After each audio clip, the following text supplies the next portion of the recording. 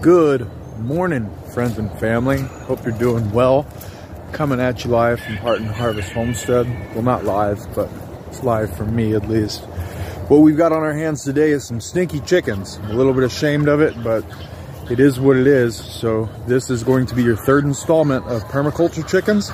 And we're going to talk about why these little beasts are stinky right now. This is how it starts, guys. This is what we did. We moved them and they took this beautiful, lush green area down to nothing but dirt in a matter of no time. And that's how we're going to end this video, by the way. So stick around until the very end and I'll show you how we moved these logs into place. And now I'll explain why.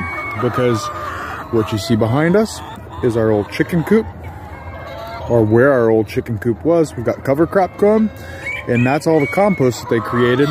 Well, them kicking around all that compost, all the grass, all the leaves, all the mulch, will kill the charge of our electric fence. So instead of killing the charge of the electric fence, we built a perimeter for them. They have a big pile of dirt in the back over there that I got from a deconstruct from one of our recent garden jobs, and they crushed all this grass. And this is the first step. We usually let them do this. I'm gonna turn the fence off because I don't want to get zapped.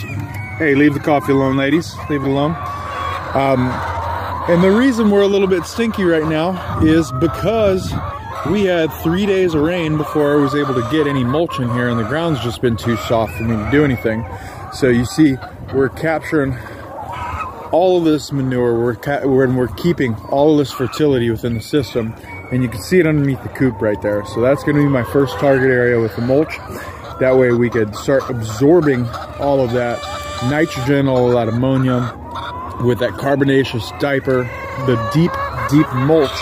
And then we're going to go ahead and build a layer all the way throughout this once lush green area that is now mostly mud. So this is how it starts, guys. You got to let them take that first layer of topsoil off for you, because and that first layer of grass, because otherwise, what are you doing? What are you really doing? You want to let them eat all of that. You want to let them get down to that surface area, and there's nothing wrong with it. And that's part of how this system works. It's part of how we're raising these birds. We bring them pasture every single day, bringing them bags of grass, bringing them leaves, bringing them mulch. And up until now, we haven't had a need to bring them the mulch because we have all of this lush spring grass on the farm that they've been getting instead. But now the mulch is going to be really to support these gals and get it to where it's not muddy, it's not stinky, and the grass is mainly going to be supplementing their diet. So that is what we're working on this morning. I got a little bit of brain fog, so I might end up chatting at you a little bit more about why we're doing what we're doing, and updating you along the way as we bring this mulch. But for the time being, that's all we're going to talk about, and we're going to show you their old location.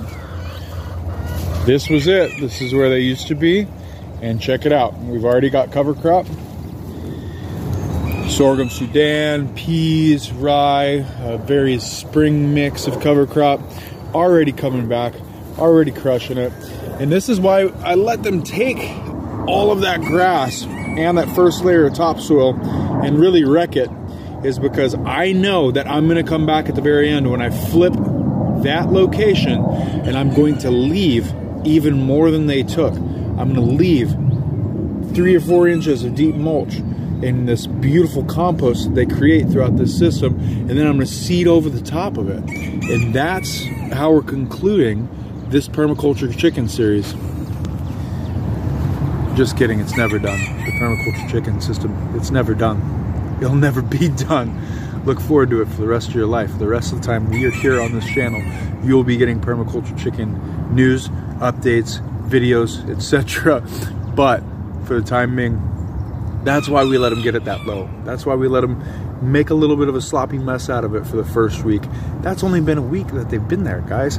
It's amazing how fast these chickens work, and just really honestly destroying things. They're like goats with wings. They're terrible, beautiful, hideous gorgeous creatures.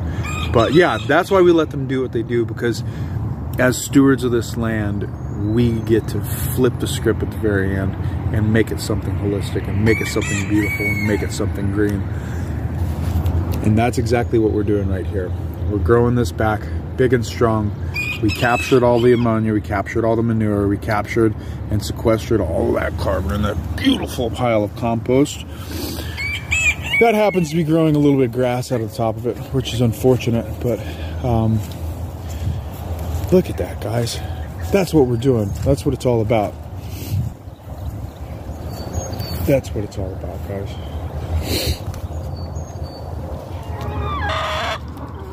How quickly you can go from a less than ideal environment to completely holistic, happy, and healthy. It only took 6 inches of rain to make this area very stinky. It only took 30 minutes to spread a bunch of mulch. And I think everyone is super happy with their new flooring.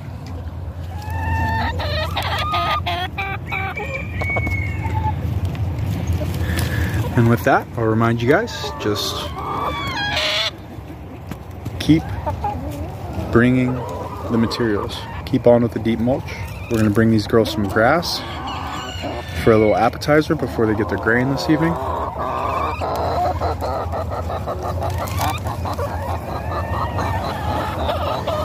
But I think they're super happy as is.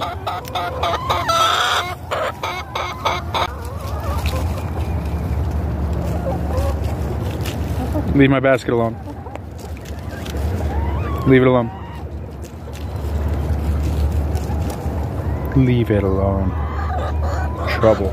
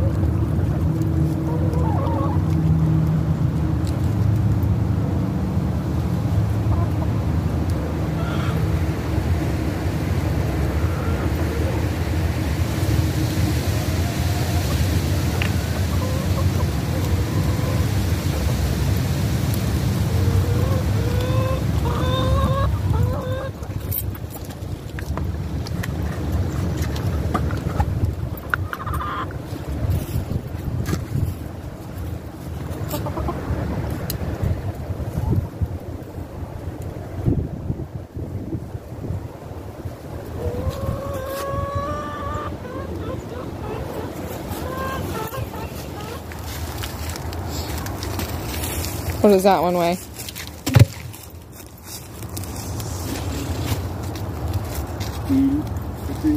Only 80? Yeah, that's 80, but that's 2,000? Yes. Look at the diameter.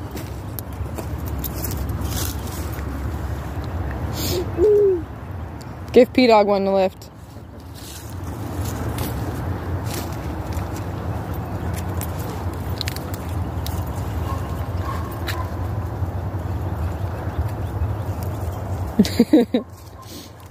That's sharp. Your turn. Yeah. Here. Hold on to it. Yeah. Yeah. Good girl. In the pile. Good girl. What does that one weigh? 10? Probably 40 pounds, 50 pounds. Beast. Good job, baby. Way to go, little beast mode. Beast mode was almost your middle name.